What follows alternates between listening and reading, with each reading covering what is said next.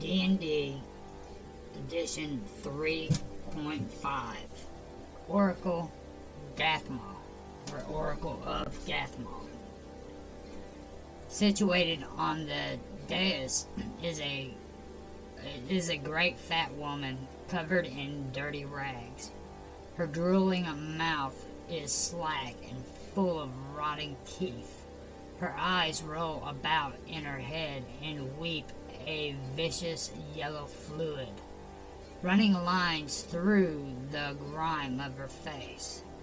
She stares up at the dome overhead, as if pondering the secrets therein.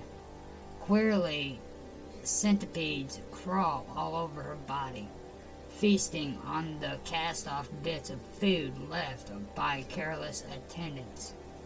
Oh. This is the Oracle Gath Mal, a powerful scion and diviner driven to madness by the visions she has seen over the years. She never speaks, instead communicating telepathically. When the attendant leads the PCs to the steps, he instructs them to open their minds and accept the presence of the Oracle so she can divine their future, or futures. Before she meets any group, the Oracle prepares by casting and manifesting some defensive spells and powers. Surrounding this grotesque creature are 19 columns, each carved to depict some horrific, otherworldly creature. While intimidating, these columns are not creatures, although a character who inspects them and as Weiss, who inspects them and succeeds on a DC 25 knowledge the planes check correctly, identifies the creatures in the column as Weiss. If the PCs have come for information, the attendant stays close, protecting the Oracle. Characters can benefit from any spell or power she knows. They need not pay in gold. The Oracle accepts items, gems, and art objects of equal value. Should the PC attack, the Oracle manifests powers and casts defensive spells until the rest of her attendants arrive. Once the attendants join the fight, they cast off their cloaks, revealing their monstrous forms. At least one attendant tries to grapple a PC and force her into one of the pillars of quintessence. Once a combat begins in the shrine, the inhabitants fight to the death.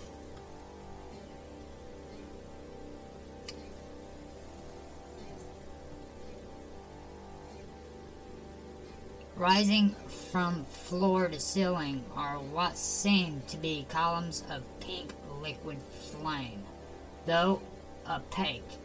Close examination, search DC 20 of these pillars reveals the presence of an enormous shifting worm shape swimming through the ceiling and emerging again from the floor. On the floor and ceiling are permanent gates to the far realm, a plane outside the great wheel cosmology and home to horrors unimaginable. Streams of fury acid spill out of the gates, and swimming through them are terrible wisps. Touching a column deals 4d6 points of acid damage.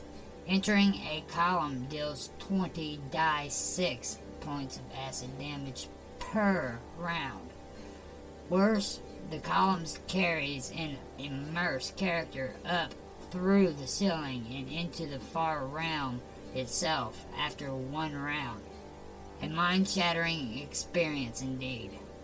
A casual touch attracts the attention of the Weiss contained inside it, causing it to leave the pillar of fluid and attack. Otherwise, the Weiss are content to swim through the fluids of their homeworld on their insane journey to nowhere. Each wall, except the southern wall, features 2 round corridors leading to a sharp bend and ending in the private chambers of one of the Oracle's attendants. One attendant is always in Area 2, seeing to visitors and the need of the Oracle herself. Heavy hooded red robes completely conceal them.